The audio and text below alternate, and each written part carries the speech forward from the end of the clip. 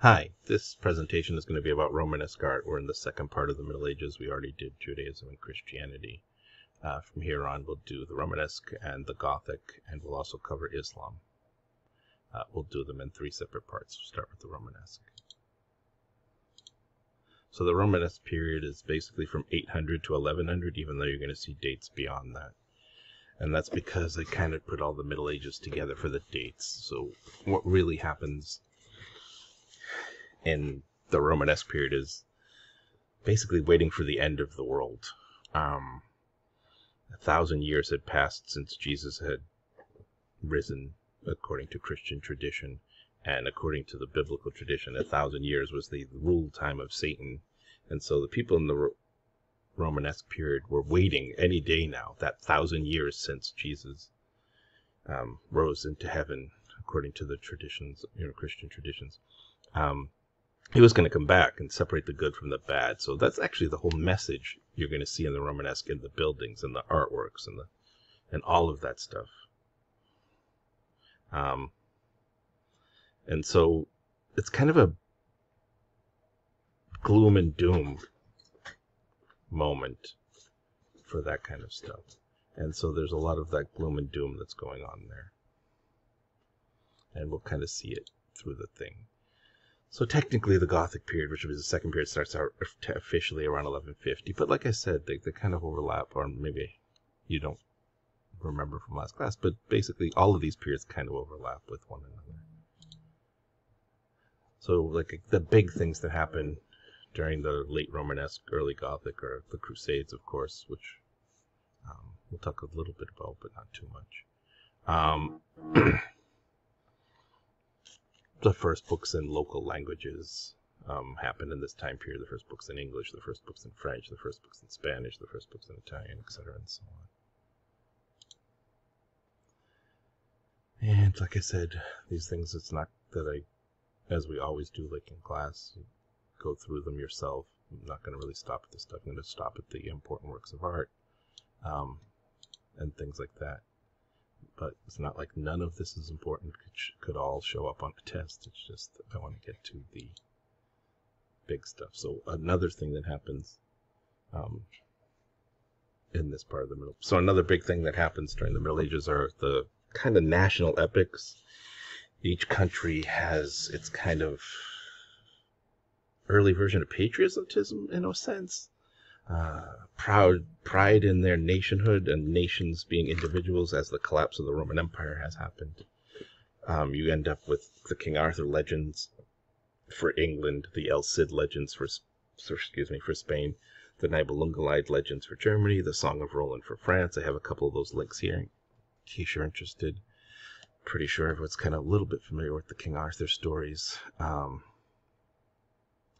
And you'd be semi-familiar with the other ones, even though you don't recognize the names, but you would be a little familiar with them.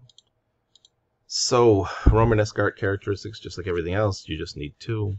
But in general, Romanesque art is going to be kind of dark and gloomy. That's the whole theme, right? So the walls are really thick, the windows are really small, the insides of the buildings are really dark.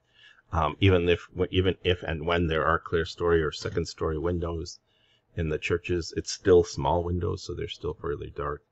Artwork has completely decayed and deteriorated, so what we're used to seeing, the beauty of the Greeks and the Romans, is gone, because the individual and the artist becomes a job rather than an important thing. So we don't even know 90%, maybe even a little bit more than 90% of the artists during the entire Middle Ages, because the individual doesn't matter. You just work as an artist, just the same like as if you worked in Victoria's Secret today or McDonald's.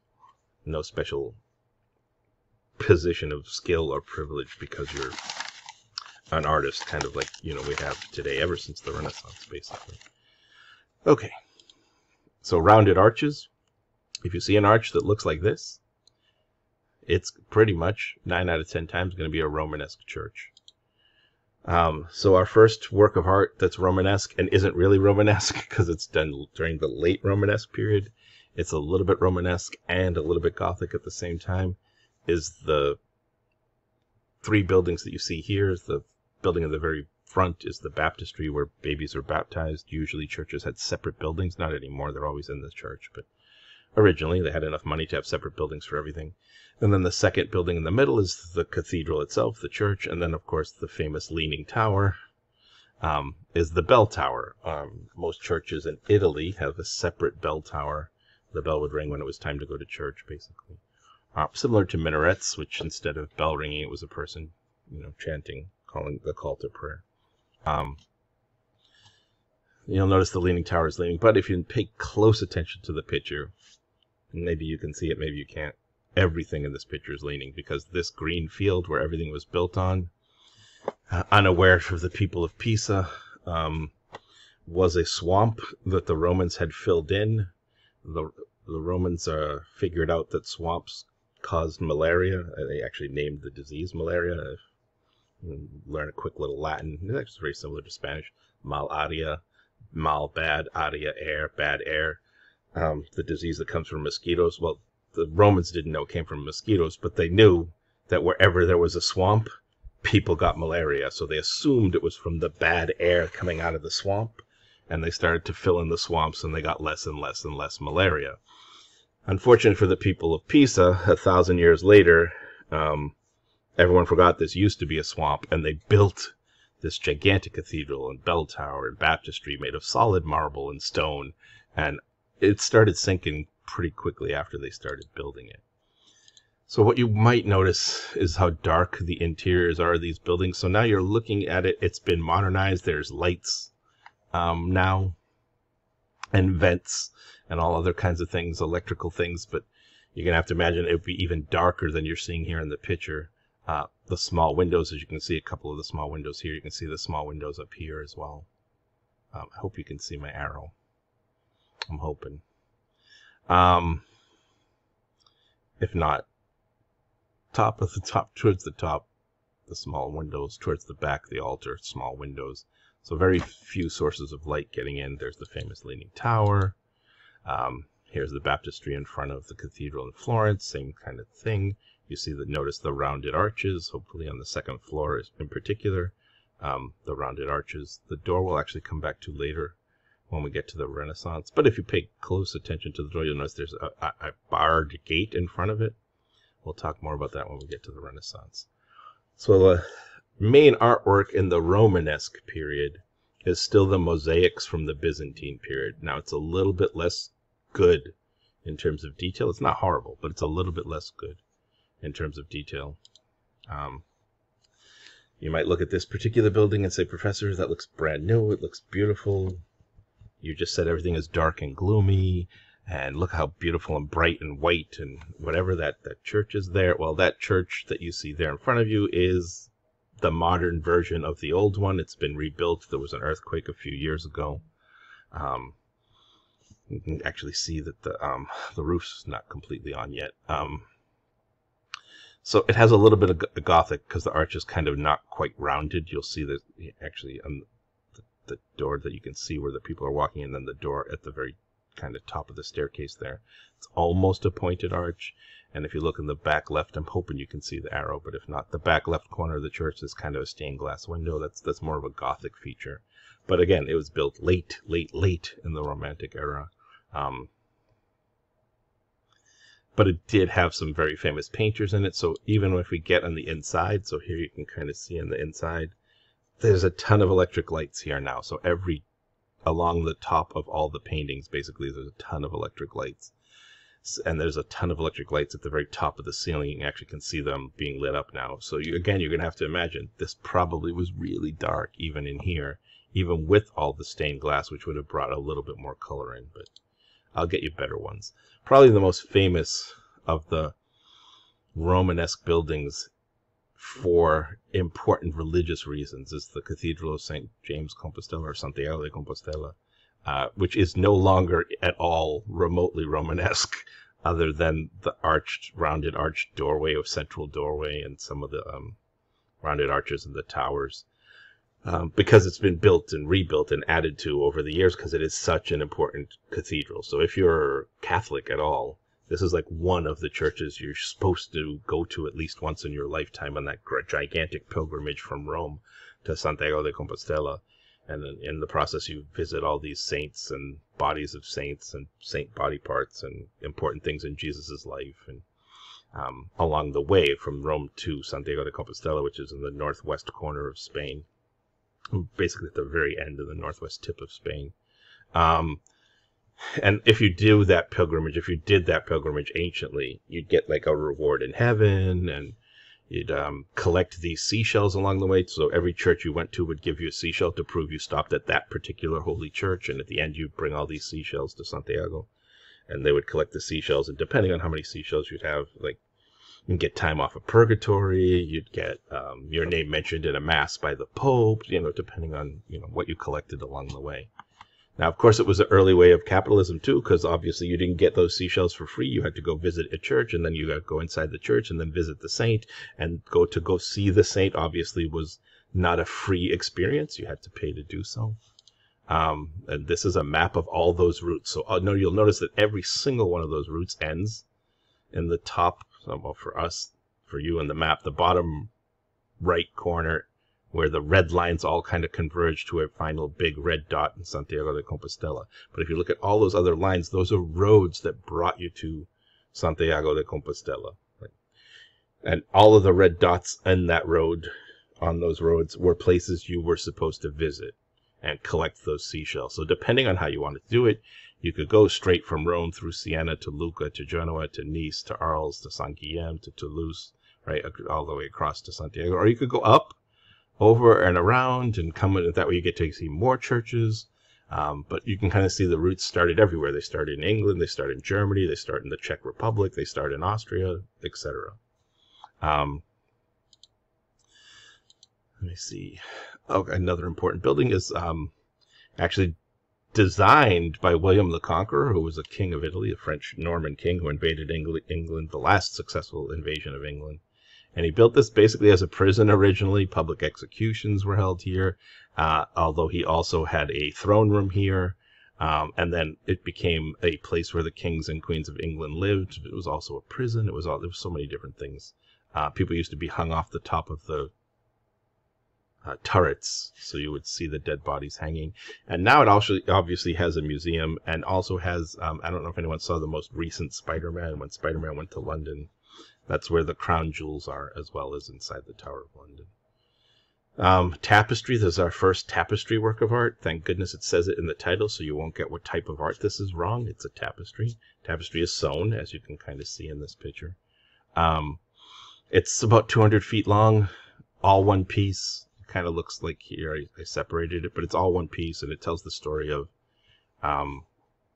William the Conqueror coming to England and taking over England and defeating King Edward and defeating Harold of Wessex and all these other things, and eventually becoming king of all of England, right, in the battles.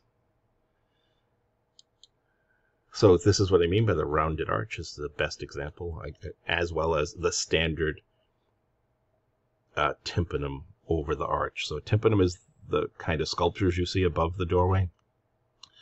So on that is usually some kind of scene from a Bible. If it is a Romanesque church, 8 out of 10 times the scene that's from the Bible that's above the central doorway to that church is going to be a Last Judgment. The Last Judgment is when Jesus comes back after the 1,000 years, right? Comes back and separates the good people and brings them up to heaven, and separates the bad people and sends them to hell, right? It's the Last Judgment, the very last time. The earth is destroyed, good people go to heaven, bad people go to hell. So again, back to that dark and gloomy thing I was talking to you about, right? The message every time you came into church was, here's Jesus, he's coming, and he's bringing the good people to heaven, but he's sending the bad people to hell. I better be good. I better go to church. I better listen to the priest. If not, I'm going to be on the wrong side of this portal where Jesus is sending people to hell. And the close-up here, so you can look to the one on the right, is hell. So you see some demons torturing people. You see people having their head kind of grabbed. You have people crying and screaming because they're being tortured by demons and sent off to hell. On the other side, people are being brought up out of their graves and brought into heaven, right, to sit with Jesus. This is another Last Judgment. You'll notice the people in hell here. You can see a little bit better. You can see the flames at the bottom of their feet on the right picture, in case you can't see my arrow. But for me, the funniest thing of this whole statue is like everyone in here who's tied to a chain, burning like crazy, right? They're on fire. The only one that's screaming is the guy at the very beginning. Like he's the only one who just realized they're in hell. Like everyone else kind of like, like just marching. No one's paying attention that they're in hell. The masterpiece of Romanesque art is this church. Romanesque architecture. This is Saint Sernin in Toulouse. This is exactly everything a Romanesque church would be, generally in the shape of a cross, as you can kind of see if you look at it from above. Also, here's the front. So what do I mean? Generally the same thing. So tiny windows. Notice all the windows are small, except for the very one in the front, but look at all the other windows are small, tiny. Thick, huge, thick walls, almost like a fortress rather than a church. And again, there is a reason for that. During the Romanesque period, there were so many invasions from the Magyars, from the Vikings, from so many different groups of people invading Europe, that the church basically became a fortress. It was basically where you went to hide when your country was being, or your city was being raped and pillaged. Of course, all of those rapers and pillagers figured out everyone went and hid in the church eventually, so it wasn't very successful for very long. But here's a really great example of how dark and gloomy it is on the inside. Right here, you can see it better than probably anywhere else. And even here, there's still electric lights, and it's still dark and gloomy. You can kind of see the only light coming in at all is right above the altar, right? And you're seeing light from behind you, but that's because the doors are open, right? But the minute those doors close, this is going to be almost pitch black. And again, the purpose is I'm in church. I should be praying. I should be thinking about, oh my God, what have I done good? What have I done bad? Because Jesus is coming and Jesus is going to judge me. And so I should be silent, prayer, deep thought, and fearful, and that's just the way it was. So in Italy, the Romanesque lasts a lot longer. They really don't like the Gothic, so when the Gothic comes in, the Italians kind of reject it. There's very few Gothic, full-blown Gothic churches in Italy. I want to say 3 or 4. For the most part, they stick with the Romanesque, and even here in the Romanesque, you can see even in Italy, the churches are still dark, right? Again, there's lights on the top, electric lights, but those wouldn't have been there, right? The only light coming in again is from the altar. In England, they take that whole idea of a fortress up a whole new level, that so much so that the church looks like a castle, right? So here you have what looks more like a castle than a church. What you might notice, I hope you notice, is right in front of the church is the cemetery, because anciently, until fairly recently actually, cemeteries had to be on sacred, quote-unquote, sacred ground, and the only place sacred ground was on a church grounds where the priests could bless it, right? And so you had to be buried there or you'd go to hell. Later, what they did is just create cemeteries and bless the cemeteries outside of churches, and the reason they moved them was because, of course, the Black Plague. People finally realized burying your dead right next to the place where people who are alive go to every week is a bad idea if there's a disease that's contagious. Because you just buried Grandma last week, or 2 or 3 days ago, or Sunday everyone goes to church right past Grandma's grave, and Grandma died of the plague, and all of those, plague germs are just waiting for you to walk by them. And so that is why 2/3 of Europe died from the plague, because all of the churches had the cemeteries right next to the church. Some people were actually even buried inside the church. So, not a great idea. So here we have an example of how the Italians try to make the Romanesque pretty, even on the outside, but not fully. So what am I talking about? So the front is decorated with this wonderful white and green marble, big, beautiful bronze doors. But if you look closely on the sides, it's just plain brick. They only bothered to decorate the front. Again, inside is nice and dark. Let me see. So a little bit about the Crusades. Basically, as Islam spread, the Byzantine Empire was getting defeated again and again and again. They cried to help for the Pope to come rescue them because the Muslims were going to destroy the Holy Land, which was a lie, but that's what they told them. And so the Pope called for several crusades to save the Holy Land from the hands of the Muslims. There were 9 crusades in total. If there are 9, that lets you know that they weren't successful because you would have only needed 1. And some of them are much more brutal than others. This is one of the few full-blown Crusader castles that's kind of still in really good condition from that time. This is actually in Syria. this is kind of what they should look like. You can see that obviously that whole thing wasn't there. So I told you a little bit about the pilgrimages and the relics and how it's like early capitalism. These are generally the cases that would hold the relics. Inside here would be the saint, the bone of some important saint, you know, one of the apostles, one of the disciples. Or it could be something that the apostle or disciple held. Or it could be something that was in Jesus' life, like the blanket that Jesus was wrapped in when he was a baby. All those kind of things are out there. There's some more of those. There's another little Last Judgment with detail of the devil and Satan and all the awful things happening to people. And, you know, don't forget my mother-in-law's here too, but, you know. Okay, so that should get us through Romanesque.